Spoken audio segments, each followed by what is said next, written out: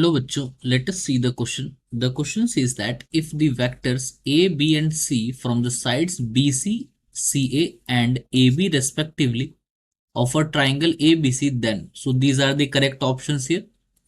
तो बच्चों इस क्वेश्चन के अंदर जो की कॉन्सेप्ट लगेगा इस क्वेश्चन को सॉल्व करने के लिए, जैसा कि हम देख सकते हैं हमारे पास तीन वेक्टर्स है, तो यहाँ पर हम लगाएंगे ट्राइंगल लॉ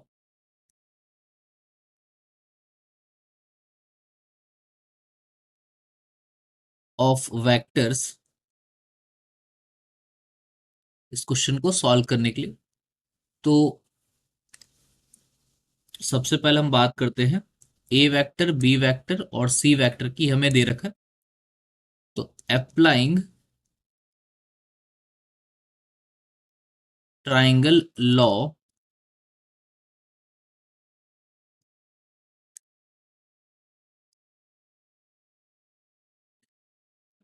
ये हमें मिलेगा, क्योंकि A vector, B vector, C vector जो है ट्राइंगल फॉर्म कर रहे हैं A B C. So using triangle law हम कह सकते हैं कि A vector plus B vector plus C vector ये आ जाएगा किसके इक्वल, नल वेक्टर के इक्वल, दैट इज जीरो। तो सबसे पहले हम लोग क्रॉस प्रोडक्ट लेंगे ए वेक्टर के साथ। सो taking cross product with A vector, तो ए वेक्टर के साथ क्रॉस प्रोडक्ट लेंगे तो ये बनेगा A vector cross A vector plus B vector plus C vector is equals to A vector cross zero, which will give us a vector cross a vector plus a vector cross b vector plus a vector cross c vector is equals to zero. और हम जानते हैं कि अगर हम लोग same vectors को multiply करते हैं ये होगा जीरो के इक्वल।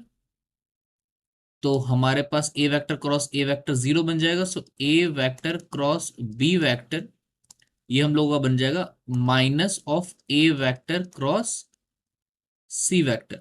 ये भी जानते हैं हम लोग कि अगर किसी वेक्टर का नेगेटिव है, किसी वेक्टर के क्रॉस प्रोडक्ट का नेगेटिव है, तो इसको हम लोग बी क्रॉस ए भी लिख सकते हैं।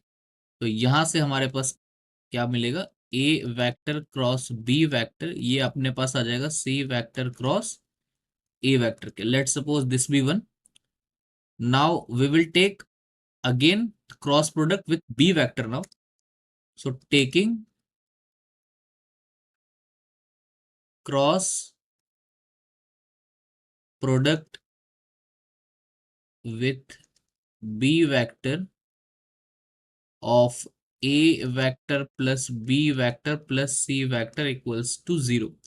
तो यहां से हमें मिलेगा b vector cross a vector plus b vector plus c vector is equals to b vector cross zero. तो ये हमें मिल जाएगा b vector cross a vector plus b vector cross b vector plus B vector cross C vector is equals to zero. B vector cross B vector वापस से zero बन जाएगा। यहां से हमें मिलेगा B vector cross C vector equals minus of B vector cross A vector, जिसको हम लोग क्या लिख सकते हैं, B vector cross C vector this equals